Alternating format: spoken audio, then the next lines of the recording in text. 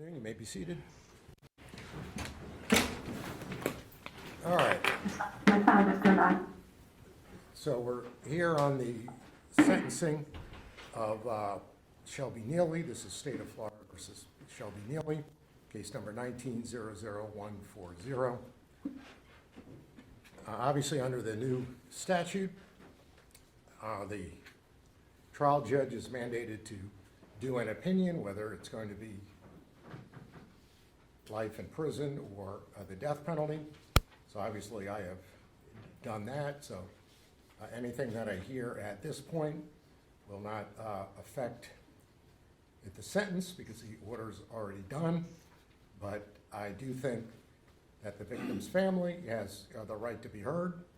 They did testify pursuant to Florida law and the law of the United States as far as victim impact is concerned, but they really haven't had a chance to say how they feel about the situation and what sentence they would like. So they may do that at this point. So, State, would anyone like to address the court at this point? Judge, may we approach briefly? Yes.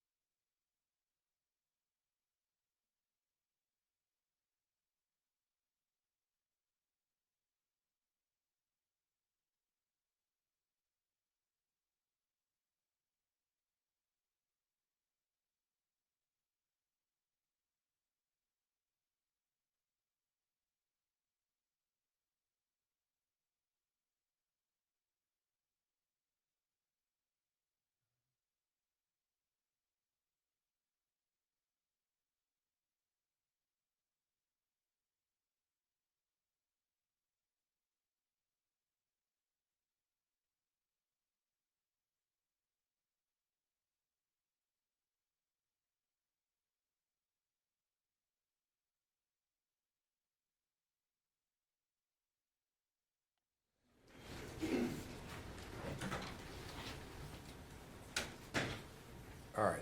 State, would anyone like to address the court at this point? Yes, Judge. Ms. Stewart, who is on the Zoom. All right, good afternoon, Ms. Stewart. Hi, good afternoon. And how are you related to this case? Jamie Ivancic is my biological sister, and I'm the adopted mother of Bella and Oliver now. Okay. And what would you like the court to know? So yeah, my name is Karma Stewart. I'm speaking today as the sister and the adopted mom of my sister's two young children. Children who now have to live every day with the truth that their father violently murdered their mother, their grandparents, their uncle, and even the dog. No words can really describe the pain that that act of violence brought into their lives. The day that she was taken from us shattered everybody's world. She should still be here today, experiencing her amazing children and making memories with them. She was a very beautiful, kind, and strong mom who should be here raising them, living her fullest life.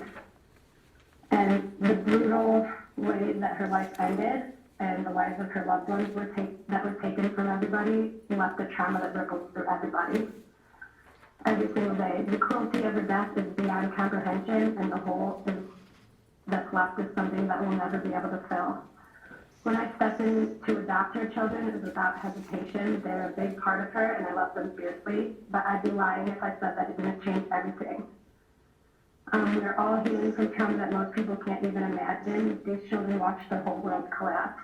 They struggle with nightmares, fear, confusion, and a deep sadness that no child should have to carry. I've had to explain things to them that nobody should ever have to explain to a child, and they ask questions that I should never have to answer. I see in their eyes every day the impact of what happened to them, and I carry their pain with me. Every day is a battle to restore a sense of safety for them, to assure them that they're loved and that the people they love aren't going anywhere, and to help them rebuild trust in a world that was so unsafe for them. That was made so unsafe for them by this person whose role it was to keep them safe and healthy. They live with a deep-seated distrust in the world and the people that they love, and the scumbag that was responsible for causing them this pain was their father, because somebody was supposed to protect them from violence. Our lives were permanently altered. I rearranged everything, my home, my work, all my plans for the future to create a safe and loving environment for them. And I do it with all my heart because they really deserve that and more. But the cost of Shelby's actions goes far beyond just this moment of violence. It still ripples through every corner of our lives and continues to affect us every day. There's really no punishment that will undo this trauma, and there's nothing that can bring back the people that we lost. But please remember that his choices didn't just end lives. They stole peace, safety, and joy from so many people, especially the two innocent children here who must now grow up without their mother, their grandparents, and the family that should be their support system. As a victim in this case, I want to be clear, I do support the death penalty, not out of revenge, but out of necessity for the safety and peace of the children that he left behind. I cannot risk them ever having the opportunity to reach out to them as they grow up, to twist the truth, to manipulate their minds, or cause more trauma and confusion than they've already endured. They deserve a chance to heal without the looming shadow of their biological father trying to re-enter their lives or rewrite history. We are trying to rebuild, and we're surviving something nobody should ever have to survive. This punishment can't bring back our loved ones, but it can ensure that he doesn't cause us harm again. We are healing and growing, but we are forever changed. So thanks for allowing me to speak. Thank you. All right, State, anyone else? Anything else, ma'am? No, that's everything. Thank you. All right, State, anyone else who would like to address the court at this point? No, Judge. All right, very good. Defense, anyone who would like to address the court? No, Your Honor, thank you. I just spoke with Mr. Nealy, and he would prefer not. All right. Any reason I should not proceed to the sentencing at this point? Anything else that either the state or the defense wants to say? No, Judge. No, Your Honor. Defense, all right. All right, well, this may seem like it's very unimportant, mainly because it is, but I think we have to deal with fees and costs just because we have to under the law. Now, Chapter 775.083 states that a person who has been convicted of any offense other than a capital felony may be sentenced to pay a fine. So obviously this is a capital felony, so there's no fines, but there are minimum mandatory costs in every case, so I think they still apply. So with an adjudication, obviously there's going to be an adjudication here because it's mandatory. We have minimum costs of $368. We also have $100 for costs of prosecution, $100 for the services of the defense counsel, which obviously seems extraordinarily reasonable under the circumstances.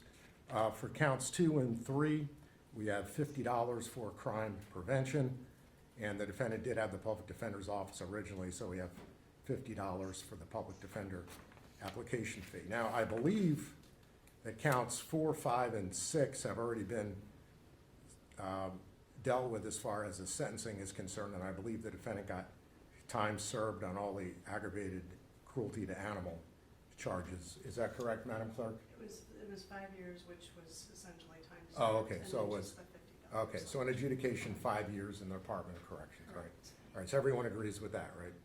All right, so what we have left are 3 counts of first-degree murder, and the court will proceed with the sentencing at this point. The defense can please rise. I don't think you'll be standing all that long here. And Judge, in regards to cost, can I add some things? Sure, absolutely. The next of kin are looking for $30,000 for expenses of funeral and things of that nature, if the court would grant that. There's $7,329 to Florida Crimes Compensation Fund for outpays that were made on behalf of the victims there. There was $1,103.85 to extradite the defendant here, due and owing to the Pinellas County Sheriff's Office. And the Tarpon Springs Police Department broke down the expenses that they spent investigating the crime and came up with $65,807.23. So, putting that on there. All right, sometimes the state will just waive all those, but if the defense has no objection, I'll oppose them. We consulted with our client, he has no objection. All right, is that correct, Mr. Nealy? Yes, sir. All right, so I'll go ahead and oppose those. I don't know if Madam Clerk got all those numbers. Can I just confirm that real quick? That was Sure. $30,000 for the funeral expenses. Now, who does that go to? It has to go to somebody. Richard Ivancic is the executor of the estate. Okay, very good. And that was 30,000. I had 7329 for crimes comp, Correct. 110385, that was the extradition, Correct. and 65,807.23 to Tarpon Springs for invest. Correct. All right. All right, the court finds that the state has established 3 statutory aggravating factors beyond a reasonable doubt for each victim. The court further finds that the defense has established the existence of 3 statutory and 38 non-statutory mitigating circumstances.